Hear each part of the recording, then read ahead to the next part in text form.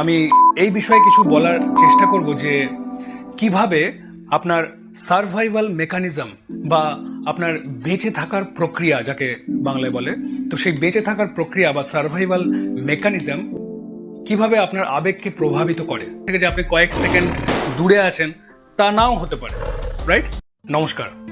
আজকে একটা খুব গুরুত্বপূর্ণ বিষয় নিয়ে আলোচনা করব এবং বিষয়টা হলো আমাদের আবেগ বা ইমোশন। তো আবেগ কি? আবেগ বলে যে জিনিসটা আছে সেটা কি? সেটা বলার আগে আমি একটু জানতে চাইব যে আপনি কি কখনো ভেবে দেখেছেন যে আমাদের মধ্যে যে বিভিন্ন প্রকার আবেগ আছে সেগুলো কি এবং সেগুলো কি কারণে হয়? তো আজকের এই ভিডিওতে আমি এই বিষয়ে কিছু বলার চেষ্টা করব যে কিভাবে আপনার সার্ভাইভাল মেকানিজম বা আপনার বেঁচে থাকার প্রক্রিয়া, যাকে বাংলায় বলে, তো সেই বেঁচে থাকার প্রক্রিয়া বা সার্ভাইভাল মেকানিজম কিভাবে আপনার আবেগকে প্রভাবিত করে এবং আবেগের পিছনে আসল প্রক্রিয়াটা কি চলে সেটা খুঁজে বার করার চেষ্টা করব। খুব ইম্পর্টেন্ট, খুবই এক্সাইটিং, একদম খুব মন দিয়ে ভিডিওটা দেখবেন এবং আমি চেষ্টা করব আজকের ভিডিওতে আপনাকে বোঝানোর যে কেন নেতিবাচক বা নেগেটিভ আবেগগুলোকে মোকাবিলা করা অত্যন্ত কঠিন হয়ে উঠতে পারে। বেশিরভাগ ক্ষেত্রেই দেখবেন যে নেগেটিভ চিন্তাভাবনা করার যে অভ্যাস বা নেগেটিভ যে আবেগ, সেগুলোর মোকাবিলা করাটা খুব কঠিন হয়ে ওঠে এবং কেন সেটা সেরকম হয়ে ওঠে আজকে আমি বোঝানোর চেষ্টা করব, রাইট? তো চলুন এখন আলোচনা করা যাক যে কিভাবে আপনার বেঁচে থাকার প্রক্রিয়া আপনার আবেগকে প্রভাবিত করে। সাধারণত কেন মানুষের নেগেটিভ বা নেতিবাচক হওয়ার প্রবণতা বেশি থাকে, যদি আপনি সেটা জানতে চান তার আগে চলুন জেনে নেওয়া যাক যে এর পেছনে কারণটা কি। কেননা যতক্ষণ আপনি কারণটা বুঝতে পারবেন ততক্ষণ পর্যন্ত আপনি পরিষ্কার ব্যাপারটাতে আপনি বুঝে উঠতে পারবেন না যে অ্যাকচুয়ালি এই কিসের কারণে এটা তৈরি হয়, কোন জিনিসটা এটাকে ট্রিগার করছে, রাইট? তো এর পেছনে কারণটা কি সেটা জেনে নেওয়া যাক। তো প্রথমত আপনাকে জানতে হবে যে আপনার ব্রেন বা আপনার মস্তিষ্ক আপনার বেঁচে থাকার জন্য ডিজাইন করা হয়েছে, রাইট? আর সেই কারণেই আপনার মস্তিষ্ক আপনাকে আনন্দ দেওয়ার থেকে বা ইতিবাচক বা পজিটিভ চিন্তা করানোর থেকে আপনাকে বাঁচিয়ে রাখার বিষয়টাতে সব থেকে আগে এবং সব থেকে বেশি গুরুত্ব দেয়। এটা আপনাকে সবসময় জেনে রাখতে হবে। আপনার জন্ম হওয়ার, আপনি এই বিষয়টা যদি একটু গভীরে, আমি চাই আপনি গভীরে ব্যাপারটা নিয়ে একটু চিন্তা করুন। আমি একটা বিষয় আপনাকে বলছি, আপনি খেয়াল করে দেখুন যে আপনার জন্ম হওয়ার সম্ভাবনা হয়তো অত্যন্ত কম ছিল, রাইট? হয়তো শুনে এটা একটু অবাক লাগছে, কিন্তু ভালো করে বোঝার চেষ্টা করুন। আপনার জন্ম হওয়ার সম্ভাবনা হয়তো অত্যন্ত কম ছিল। গভীরভাবে একবার ভেবে দেখুন যে এই ব্যাপারে যখন আপনি একটু চিন্তা করবেন, আপনার মনে দেখবেন অনেক রকম চিন্তা আসবে, অন্যান্য অনেক চিন্তা আপনার মনে হয়তো আসবে। যেমন ধরুন এই যে অলৌকিক ঘটনা, অর্থাৎ আপনার যে জন্ম হওয়ার যে ব্যাপারটা, রাইট? একটা খুবই অলৌকিক একটা ব্যাপার। তো এই যে আপনার জন্ম হওয়ার ব্যাপারটা, এই অলৌকিক ঘটনা ঘটার জন্য আপনার আগের সমস্ত প্রজন্মকে প্রজননের জন্য যথেষ্ট দীর্ঘ সময় ধরে বেঁচে থাকতে হয়েছিল, রাইট? কখনো এইভাবে ভেবেছিলেন আগে? একবার চিন্তা করে দেখুন, আপনার জন্ম হওয়ার যে প্রসেসটা খুবই সুন্দর এবং খুবই বলতে পারেন একটা ম্যাজিক্যাল একটা প্রসেস বলতে পারেন। তো এই যে অলৌকিক এবং ম্যাজিক্যাল যে ঘটনাটা যেটা ঘটলো, তার জন্য আপনার আগের সমস্ত প্রজন্মকে প্রজননের জন্য দীর্ঘ সময় ধরে বেঁচে থাকতে হয়েছিল, রাইট? বেঁচে থাকার এবং প্রজননের জন্য তাদের অবশ্যই শত শত বা সম্ভবত হাজার হাজার বার মৃত্যুর সম্মুখীন হতে হয়েছে, ঠিক কি না? কিন্তু সৌভাগ্যক্রমে আপনার পূর্বপুরুষদের মতো আপনাকে কিন্তু বারবার মৃত্যুর মুখোমুখি হতে হয় না। হয় কি? আপনাকে প্রতিদিন মৃত্যুর মুখোমুখি হতে হয় না। আসলে এক সময়, ব্যাপারটা বোঝার চেষ্টা করুন, আসলে এক সময় বিশ্বের অনেক অংশে বেঁচে থাকাটা অত্যন্ত কঠিন ছিল এবং একেবারেই নিরাপদও ছিল না, খুব একটা সেফ ছিল না। বিশ্বের বিভিন্ন জায়গার যদি আপনি ইতিহাস পড়েন আপনি জানতে পারবেন যে একসময় বেঁচে থাকাটা খুবই কঠিন এবং খুবই রিস্কি যাকে বলে, এবং একদমই নিরাপদ ছিল না। তবুও আপনার বেঁচে থাকার প্রক্রিয়া খুব বেশি কিন্তু বর্তমানে কিন্তু খুব বেশি পরিবর্তন হয়েছে যে তা নয়, খুব একটা বেশি পরিবর্তিত হয়নি।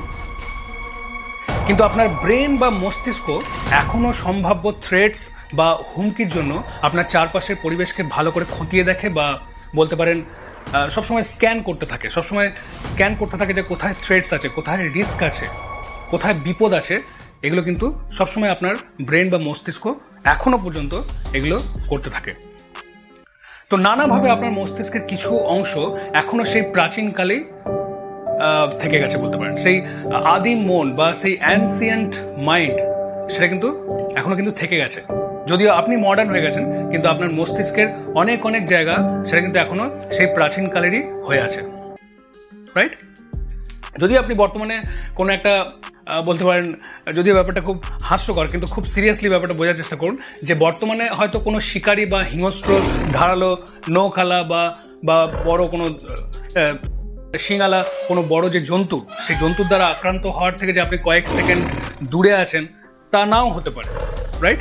ভালো করে বোঝার চেষ্টা করুন। হয়তো এরকম নাও হতে পারে যে বর্তমানে আপনি কোনো একটা হিংস্র জন্তু বা কোনো শিকারির থেকে যে মাত্র কয়েক সেকেন্ড দূরে আছেন, মানে আক্রান্ত হওয়ার বা বিপদে পড়ার চান্সটা এতটাই বেশি বা এতটাই সামনে বিপদ, হয়তো সেরকম পরিস্থিতি বর্তমানে নাও থাকতে পারে, সেরকম অবস্থায় আপনি বর্তমানে নাও থাকতে পারেন।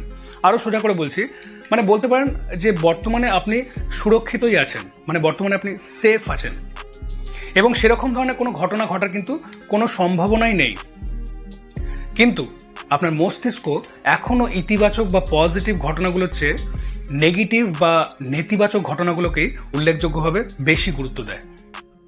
রিজেকশন বা প্রত্যাখ্যানের যে ভয়, অর্থাৎ যাকে বলে ইংরেজিতে যাকে বলে দ্য ফিয়ার অফ রিজেকশন, তো সেই ফিয়ার অফ রিজেকশন বা প্রত্যাখ্যানের যে ভয়, সেটা হলো মানুষের নেগেটিভ বা নেতিবাচক প্রবণ হওয়ার একটা বড় উদাহরণ।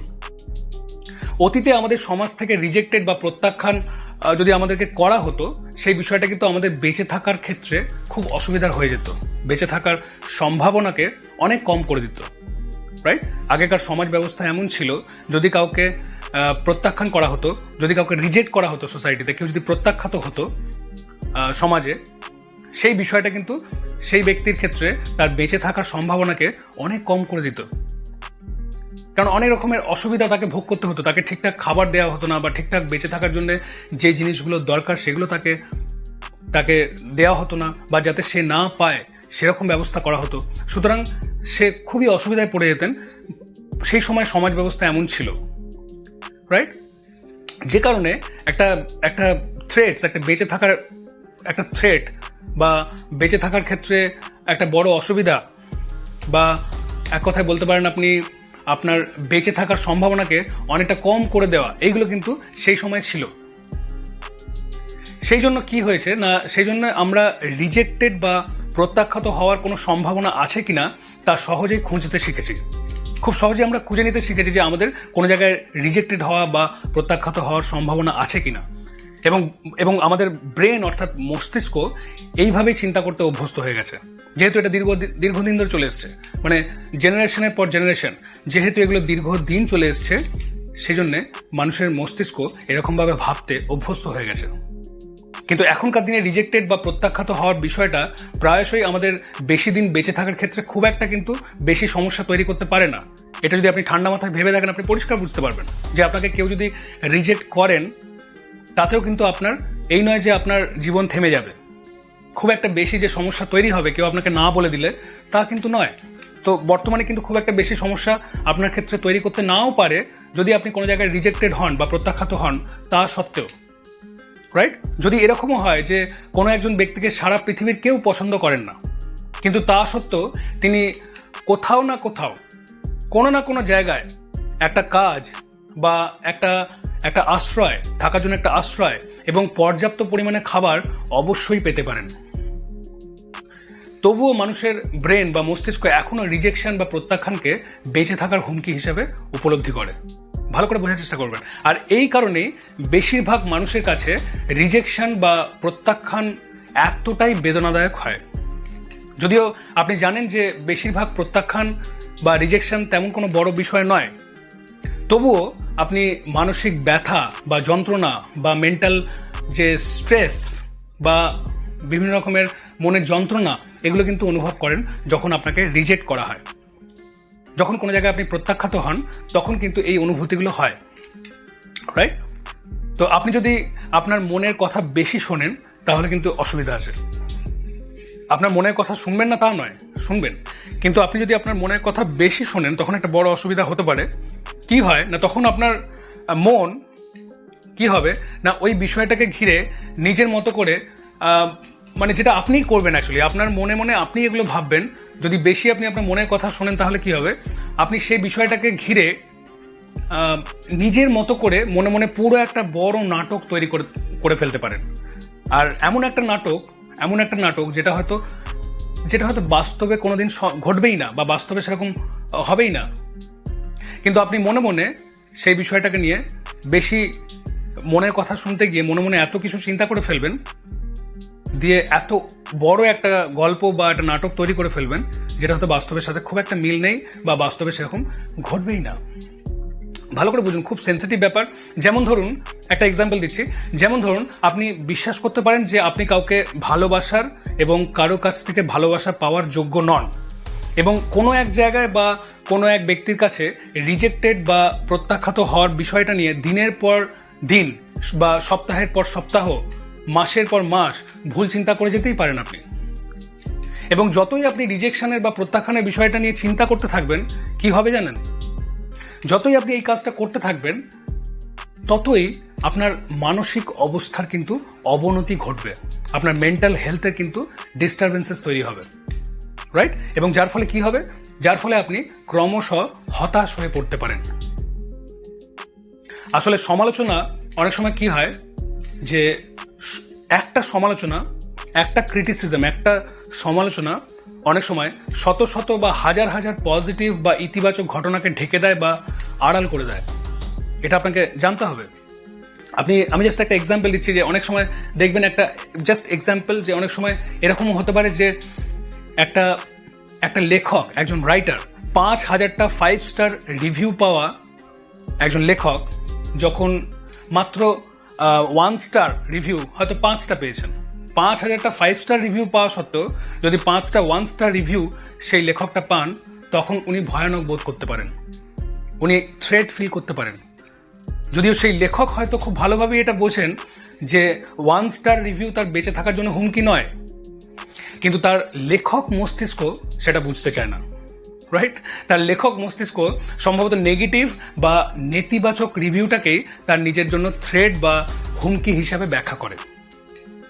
আর এই বিষয়টা একটা কি করে না, ইমোশনাল রিয়াকশন বা বলতে পারেন মানসিক প্রক্রিয়া, একটা ইমোশনাল রিয়াকশনকে ট্রিগার করে দেয়।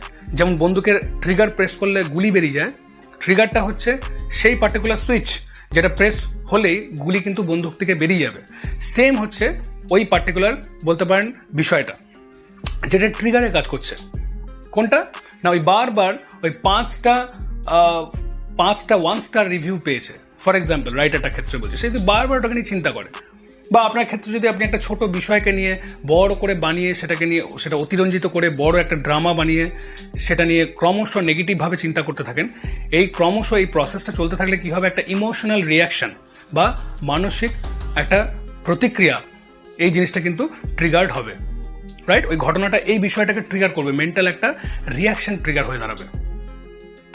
এবং একটা ফিয়ার অফ রিজেকশন বা বলতে পারেন আপনার প্রত্যাখ্যানের ভয় সেই ঘটনাটাকে অতিরিক্তভাবে বাড়িয়ে চাড়িয়ে বা নাটকীয়তার দিক থেকে অতিরিক্তভাবে বড় করে তুলতে পারে, যেহেতু আপনি ক্রমশ এই বিষয়টাকে নিয়ে দুশ্চিন্তা করছেন বা ভুল দৃষ্টিভঙ্গির সাথে ব্যাপারটাকে দেখছেন, রাইট? ছোট একটা ঘটনা এত বেশি ব্যাপারটাকে এক্সাগারেট করে দেবে আপনার মন। আপনার এই প্রত্যাখ্যানের ভয়, এই বিষয়টাকে নিয়ে যদি ক্রমশ আপনি চিন্তা করতে থাকেন, তখন কিন্তু এই প্রবলেমগুলো হবে, রাইট? ভালো করে বোঝার চেষ্টা করুন, খুব সেন্সিটিভ ব্যাপার যে মানসিক যে প্রতিক্রিয়া, মেন্টাল যে রিয়াকশন, এটা কিভাবে ট্রিগার হচ্ছে। তো ফিয়ার যেটাকে বলে প্রত্যাখ্যাত হওয়ার ভয় বা ফিয়ার অফ রিজেকশন, সেটা কি করছে না, এই ঘটনাটাকে অতিরিক্ত নাটকীয়তার দিকে নিয়ে যাচ্ছে। এটা ভালো করে বুঝুন, এটা কিন্তু ঘটতে পারে। যখনই আপনি বেশি প্রত্যাখ্যাত হওয়ার ভয় নিয়ে চিন্তা করবেন বা ফিয়ার অফ রিজেকশন নিয়ে চিন্তা করবেন, তখনই কি হবে, একটা ছোট বিষয়কে আপনি মনে মনে বিরাট বড় করে তুলবেন এবং এমন একটা নেগেটিভ একটা ব্যাপার তৈরি হয়ে দাঁড়াবে হয়তো, যেটা বাস্তবে কোনোদিন ঘটবেই না। রাইট? একটা এক্সাম্পল দিচ্ছি, দেখুন। উদাহরণস্বরূপ, আপনার বস, আপনার যিনি সিনিয়র বা আপনার বস, তো আপনার বস যদি কর্মক্ষেত্রে আপনার সমালোচনা করেন বা আপনাকে ক্রিটিসাইজ করেন কোনো কারণে, আপনাকে নিয়ে সমালোচনা করেন আপনার বস কর্মক্ষেত্রে, তাহলে আপনার মস্তিষ্ক ঘটনাটাকে হুমকি হিসাবে দেখতে পারে। আপনার ব্রেন ওই ঘটনাটাকে একটা থ্রেট হিসাবে বা হুমকি হিসাবে দেখতে পারে। এবং আপনি হয়তো তখন ভাবতে পারেন যে যদি আমি চাকরি থেকে আমাকে বের করে দেওয়া হয় তাহলে কি হবে, যেহেতু আমার বস আমাকে নিয়ে সমালোচনা করছেন, এখন যদি আমাকে আমার চাকরি থেকে বের করে দেওয়া হয় তাহলে কি হবে। রাইট? এরকম ভাবতে পারেন। যদি আমি দ্রুত কোনো চাকরি খুঁজে না পাই, এবং হয়তো আপনি এরকম ভাবছেন তার সঙ্গে যদি আমার স্ত্রী আমাকে ছেড়ে চলে যায় তাহলে আমার কি হবে। কিভাবে বাড়ছে দেখুন একটা বিষয়, পর একটা চিন্তা আর একটা চিন্তাকে, আর একটা চিন্তা আর একটা চিন্তাকে কনস্ট্যান্ট টেনে আনছে। রাইট? আর তখন আমার কি হবে, আমার স্ত্রী যদি আমাকে ছেড়ে চলে যায়, আবার তার সঙ্গে সঙ্গে চিন্তা চলে এলো আর আমার বাচ্চারা, আমার স্ত্রী যদি আমার বাচ্চাদেরকে নিয়েও চলে যায়, আমি যদি তাদের আর দেখতে না পাই। রাইট? তাহলে দেখুন একটা চিন্তা আর একটা চিন্তাকে, আর একটা চিন্তা আর একটা চিন্তা, কিভাবে একটা নেগেটিভ একটা লুপ তৈরি হচ্ছে। রাইট? যদিও আপনার এই কল্পনা নামক এমন একটা এফেক্টিভ সার্ভাইভাল একটা মেকানিজম বা বলতে পারেন সুন্দর একটা কার্যকর বেঁচে থাকার ব্যবস্থা যেটা আপনাকে উপহার স্বরূপ প্রকৃতি দিয়েছেন, সেটার জন্য কিন্তু আপনি খুবই লাকি। তা সত্ত্বেও সেই বিষয়টাকে উপলব্ধি না করে উল্টে সামান্য একটা বিষয়, ছোট্ট একটা বিষয়, সেটাকে নেগেটিভ বা নেতিবাচকভাবে চিন্তা করে আরও জটিল করে তুলছেন আপনি। আর এই সব কারণের জন্যই কি দরকার না, অত্যাধিক দুশ্চিন্তা থেকে বাস্তব হুমকি সেগুলোকে আপনার আলাদা করাটা দায়িত্ব। যেটা অ্যাকচুয়ালি যেটা দুশ্চিন্তার কারণ, অ্যাকচুয়ালি যেটা সমস্যা, সেখান থেকে বাস্তবে যেগুলো সত্যি করে হুমকি, সেগুলোকে আপনাকে কিন্তু ডিফারেন্সিয়েট করা শিখতে হবে, সেটাকে আলাদা করা শিখতে হবে। রাইট? অতিরিক্ত দুশ্চিন্তা থেকে বাস্তব হুমকি, অ্যাকচুয়ালি আদৌ বাস্তবে সেটা হুমকি ইয়েস অর নো, সেটা আগে আপনাকে জানতে হবে, সেটাকে ডিফারেন্সিয়েট করতে হবে, সেগুলোকে ডিস্টিংগুইশ করা শিখতে হবে, সেগুলোকে আলাদা করতে হবে। এটা আপনার দায়িত্ব।